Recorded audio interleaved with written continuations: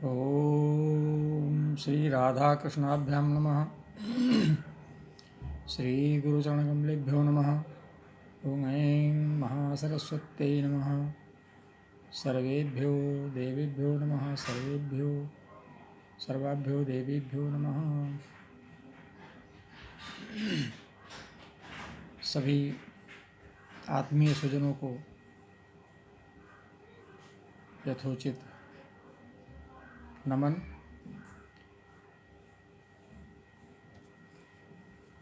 श्रीमद् भगवद गीता के अष्टादश अध्याय को 3 चरण में विभक्त किया है, जिसका पहला चरण अभी आप सबके सम्मुख इसके पहले वाले वीडियो में प्रस्तुत किया गया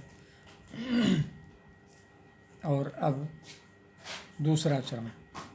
पहले चरण में श्लोक संख्या 1 से 24 तक मैंने अध्ययन किया, पठन किया और अब द्वितीय चरण श्लोक संख्या 25 से प्रारंभ हो रहा है।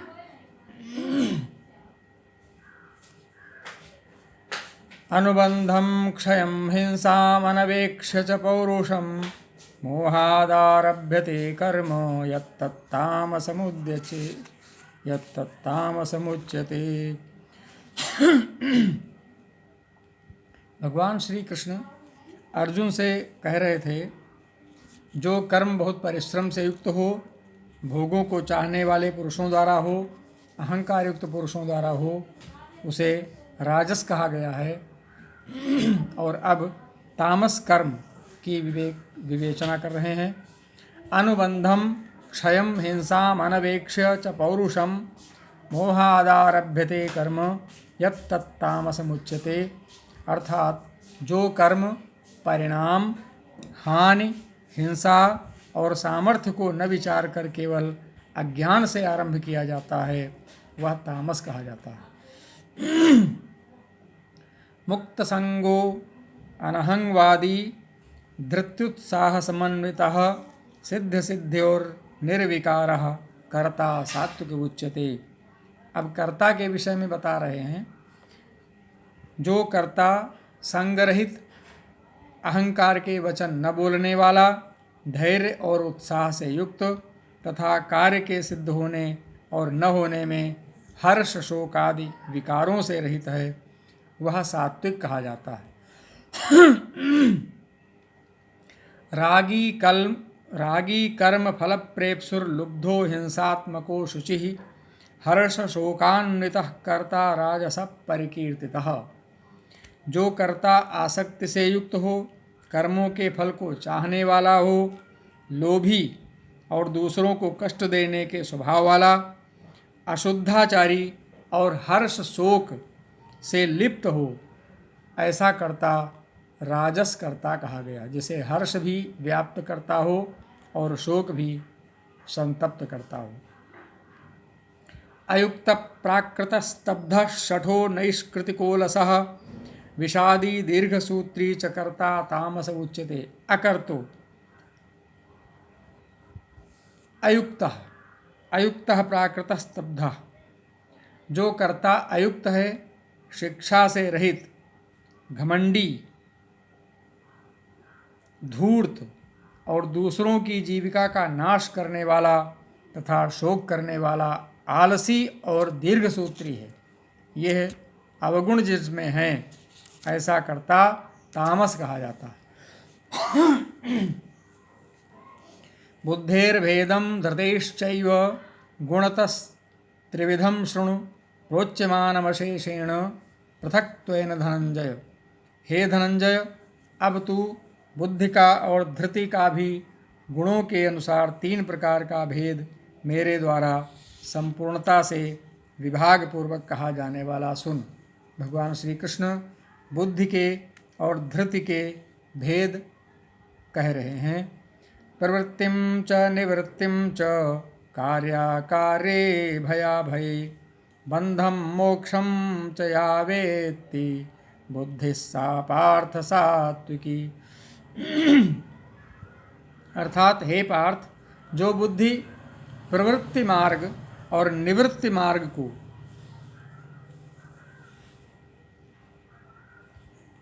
प्रवृत्ति क्या है?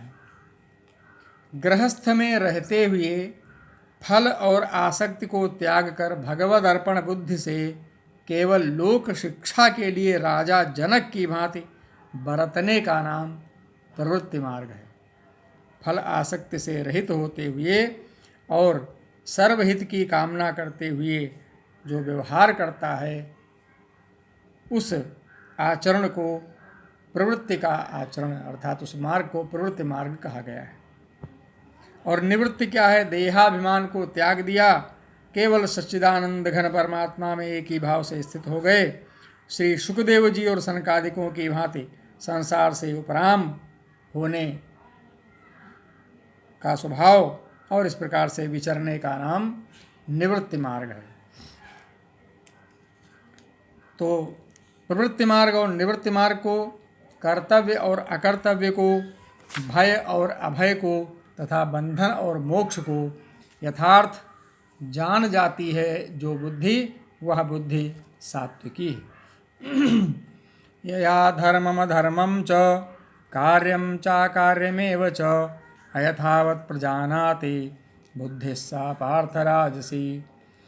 हे पार्थ, मनुष्य जिस बुद्धि के द्वारा धर्म और अधर्म को, कर्तव्य और अकर्तव्य को भी यथार्थ नहीं जानता, जो अर्थात जिसकी बुद्धि कर्तव्य कर्तव्य को नहीं समझती, कहने का आशय जो विवेक से कार्य नहीं करता और गुण अवगुण का विवेचन नहीं करता, ऐसा पुरुष और ऐसे पुरुष की वह बुद्धि राजसी बुद्धि कही जाती है। अधर्मम धर्ममिति या मन्यते तमसावृता सर्वार्थान विपरीतांश बुद्धि सा पार्थ तामसी। और कहते हैं कि जो तमोगुण से घिरी हुई बुद्धि अधर्म को भी यह धर्म है ऐसा मान ले, इसी प्रकार अन्य संपूर्ण पदार्थों को भी विपरीत मान लेती है, वह बुद्धि तामसी है। बुरे को अच्छा मान लेती है, अहित को ही हित मान लेती है, ऐसी बुद्धि तामसी है।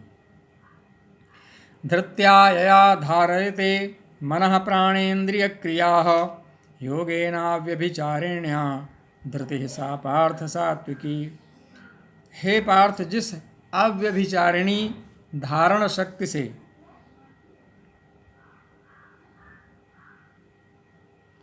मनुष्य ध्यान योग के द्वारा मन, प्राण और इंद्रियों की क्रियाओं को धारण करता है, वह धृति सात्विकी है।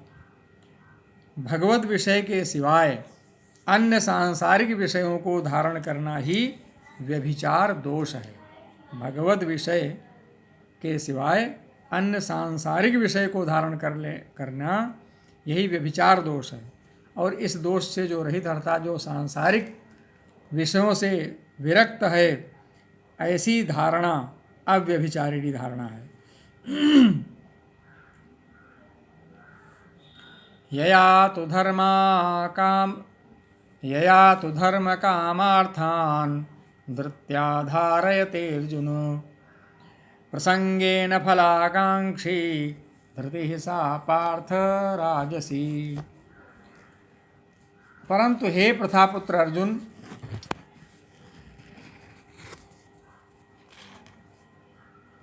फल की इच्छा वाला मनुष्य जिस धारणा शक्ति के द्वारा अत्यंत आसक्ति से धर्म, अर्थ और कामों को धारण करता है, वह धारण शक्ति राजसी है। जिसमें फल की इच्छा होती है और आसक्ति युक्त होता है, ऐसी धृति धारण शक्ति जो है वह राजसी है। धृति अर्थात धारण शक्ति। यया स्वप्नं भयं शोकं विषादं मदमेव च न विमुंचति दुर्मेधा धृतिः सा पार्थ तामसी। हे पार्थ, दुष्ट बुद्धि वाला मनुष्य जिस धारण शक्ति के द्वारा निद्रा, भय, चिंता और दुख को तथा उन्मत्तता को भी नहीं छोड़ता अर्थात धारण किए रहता है, वह धारण शक्ति तामसी है। सुखं त्विदानीं त्रिविधं शृणु मे भरतर्षभ अभ्यासाद्रमते यत्र दुःखान्तं च निगच्छति यत्तदग्रे विषमिव परिणामे मृतोपमं तत्सुखं सात्विकं प्रोक्तमात्मबुद्धिप्रसादजम्। हे भरत श्रेष्ठ, अब 3 प्रकार के सुख को भी तू मुझसे सुन। जिस सुख में साधक मनुष्य भजन ध्यान और सेवा आदि के अभ्यास से रमण करता है और जिससे दुखों के अंत को प्राप्त हो जाता है, ऐसा सुख है, वह आरंभ काल में यद्यपि विषय के तुल्य प्रतीत होता है परंतु परिणाम में अमृत के तुल्य है। इसलिए वह परमात्म विषयक बुद्धि के प्रसाद से उत्पन्न होने वाला सुख सात्विक कहा गया है।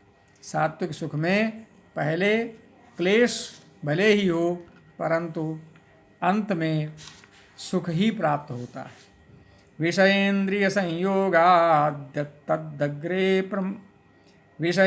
संयोगाद्यत्तदग्रे मृतोपमं परिणामे विषमिव तत्सुखं राजसं स्मृतम्। जो सुख विषय और इंद्रियों के संयोग से होता है वह पहले भोग काल में अमृत के तुल्य प्रतीत होने पर भी परिणाम में विष के तुल्य है, इसलिए ऐसा सुख राजस कहा गया है। जो विषय और इंद्रियों के संयोग से सुख प्राप्त होता है वह पहले तो अमृत तुल्य लगता है था, बड़ा ही आनंददायक, किंतु परिणाम में विष के तुल्य होता है, बड़ा कष्टदायक। यदग्रे चानुबंधे च सुखम मोहनमात्मनः निद्रालस्य प्रमादोत्थम तत्तामसमुदाहृतम्। जो सुख भोग काल में तथा परिणाम में भी आत्मा को मोहित करने वाला है वह निद्रा, आलस्य और प्रमाद से उत्पन्न सुख तामस कहा गया है। न तदस्ति पृथिव्यां वा दिवि देवेषु वा पुनः सत्वं प्रकृतिजैर्मुक्तं यदेभिः स्यात् त्रिभिर्गुणैः। पृथ्वी में या आकाश में अथवा देवताओं में तथा इनके सिवा और कहीं भी ऐसा कोई भी सत्व नहीं है जो प्रकृति से उत्पन्न इन तीनों गुणों से रहित हो। ब्राह्मण क्षत्रिय विषाम शूद्राणां च परन्तप कर्माणि प्रविभक्तानि स्वभाव प्रभवैर्गुणैः। हे परंतप, ब्राह्मण क्षत्रिय वैश्य तथा शूद्रों के कर्म स्वभाव से उत्पन्न गुणों द्वारा विभक्त किए गए हैं। इन सबके कर्म स्वभाव से उत्पन्न गुणों द्वारा विभक्त किए गए हैं। जैसा जिसका स्वभाव हुआ वैसा ही वर्ण उनको दे दिया गया। शमो दमस्तपः शौचम क्षान्तिरार्जवमेव च ज्ञानं विज्ञानमास्तिक्यं ब्रह्म कर्म स्वभावजम्। अंतःकरण का निग्रह करना, इंद्रियों का दमन करना, धर्म पालन के लिए कष्ट सहना, बाहर भीतर से शुद्ध रहना, दूसरों के अपराधों को क्षमा करना, मन इंद्रिय और शरीर को सरल रखना, वेद शास्त्र ईश्वर और परलोक आदि में श्रद्धा रखना, वेद शास्त्रों का अध्ययन अध्यापन करना, परमात्मा के तत्व का अनुभव करना, ये सब के सभी ब्राह्मण के स्वाभाविक कर्म हैं।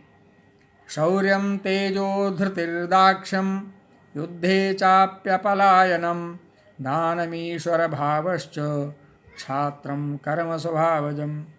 शूरवीरता, तेज, धैर्य, चतुरता और युद्ध में न भागना, दान देना और स्वामी भाव, ये सब क्षत्रिय के स्वाभाविक कर्म हैं।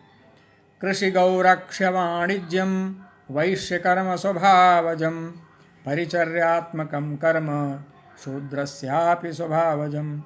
खेती, गोपालन और क्रय विक्रय रूप सत्य व्यवहार ये वैश्य के स्वाभाविक कर्म हैं तथा सब वर्णों की सेवा करना शूद्र का भी स्वाभाविक कर्म है।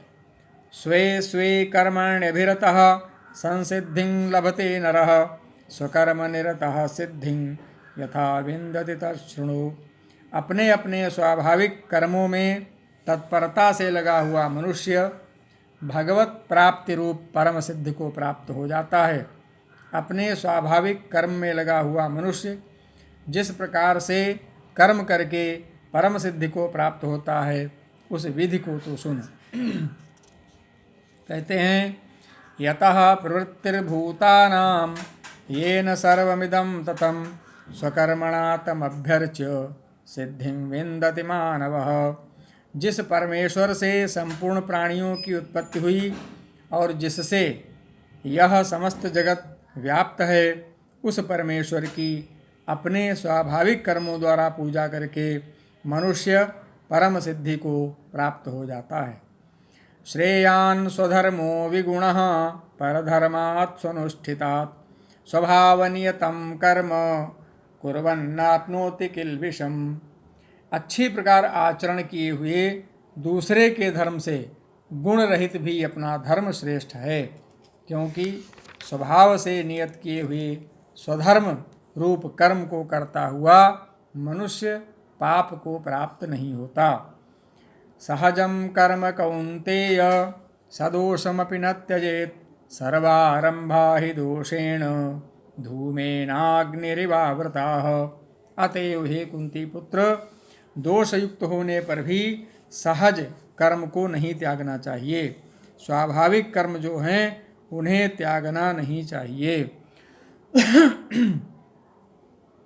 क्योंकि धुएं से अग्नि की भांति सभी कर्म किसी न किसी दोष से युक्त है। सभी कर्म उसी प्रकार दोष से युक्त हैं जिस प्रकार अग्नि कहीं न कहीं से किसी न किसी तरह से धुएं से युक्त होती है। असक्त बुद्धि सर्वत्र जितात्मा विगत स्पृहः नैष्कर्म्य सिद्धिं परमां संन्यासेनाधिगच्छति। सर्वत्र आसक्ति रहित बुद्धि वाला, स्पृहा रहित और जीते हुए अंतःकरण वाला पुरुष सांख्य योग के द्वारा उस परम नैष्कर्म्य सिद्धि को प्राप्त होता है।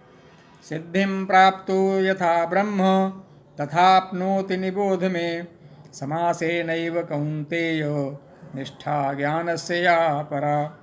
जो कि ज्ञान योग की परा निष्ठा है, उस नैष्कर्म्य सिद्धि को जिस प्रकार से प्राप्त होकर मनुष्य ब्रह्म को प्राप्त होता है, उस प्रकार को हे कुंती पुत्र तू संक्षेप में मुझसे सुन समझ।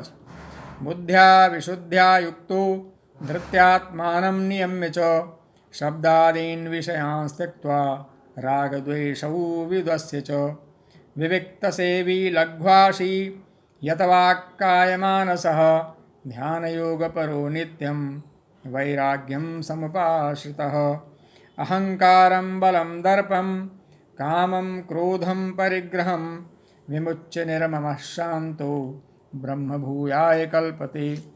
विशुद्ध बुद्धि से युक्त तथा हल्का सात्विक और नियमित भोजन करने वाला, शब्द आदि विषयों का त्याग करके एकांत और शुद्ध देश का सेवन करने वाला, सात्विक धारण शक्ति के द्वारा अंतःकरण और इंद्रियों का संयम करके मन, वाणी और शरीर को वश में कर लेने वाला, राग द्वेष को सर्वथा नष्ट करके भली भांति दृढ़ वैराग्य का आश्रय लेने वाला तथा अहंकार, बल, घमंड, काम, क्रोध और परिग्रह का त्याग करके निरंतर ध्यान योग के परायण रहने वाला, ममता रहित और शांत युक्त पुरुष सच्चिदानंद घन ब्रह्म में अभिन्न भाव से स्थित होने का पात्र होता है। ब्रह्मभूतः प्रसन्नात्मा न शोचति न कांक्षति समः सर्वेषु भूतेषु मद्भक्तिं लभते पराम। फिर वह सच्चिदानंद घन ब्रह्म में एक ही भाव से स्थित प्रसन्न मन वाला योगी न तो किसी के लिए शोक करता है और न किसी की आकांक्षा ही करता है।